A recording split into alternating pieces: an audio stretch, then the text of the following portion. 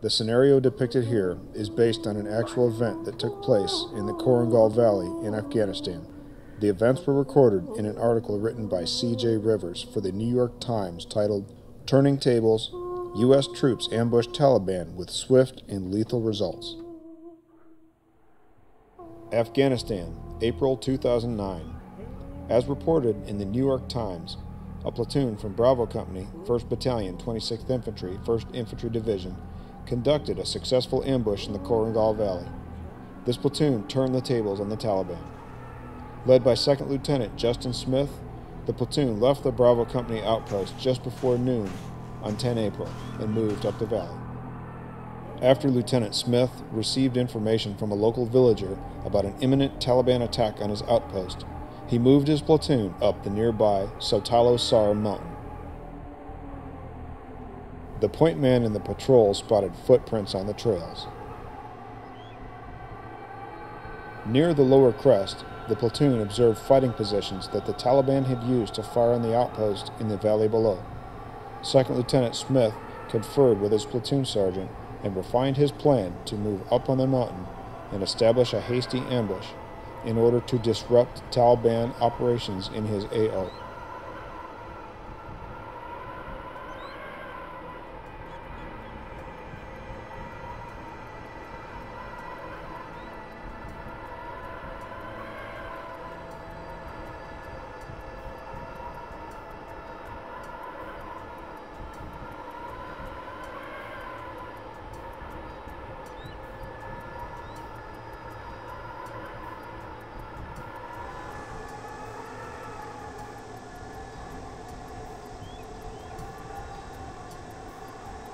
The platoon leaders sent the left flank security team, led by Sergeant Zachary Reese, 100 meters up the trail to set in a listening post observation post. Minutes later, a sizable force of Taliban fighters moved down the trail towards the platoon.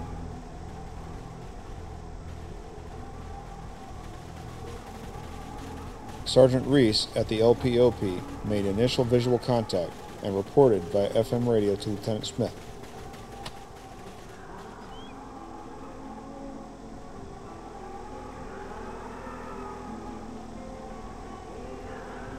The third Taliban fighter in the column switched on a flashlight and quickly switched it off. About 50 yards separated the two sides, but Lieutenant Smith did not want to start shooting too soon, he said, because if too many of them lived, then we'd be up there fighting them all night. He let the Taliban column continue on. The soldiers trained their weapons infrared lasers, which are visible only with night vision equipment, on the fighters as they drew closer. The lasers marked the spot that a bullet will strike. Lieutenant Smith was new to the platoon. This was his 4th patrol. He was in a situation that every infantry lieutenant trains for, but seldom ever see. "Fire," he said, softly into the radio. "Fire, fire, fire."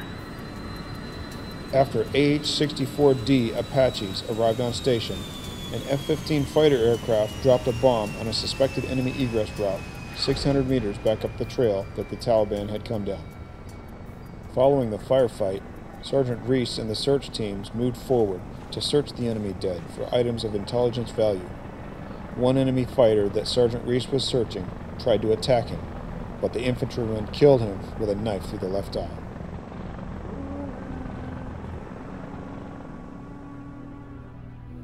The Apaches detected 5 Taliban that had escaped the initial fight and were hiding in a gully below the crest. Lieutenant Smith ordered a fire team to maneuver on their position and destroy them. One of the riflemen, Specialist Oxman, had put a dead fighter's cell phone in his pocket.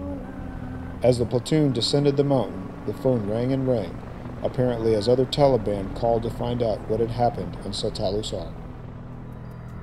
2nd Platoon, Bravo Company, has endured one of the most arduous assignments in Afghanistan.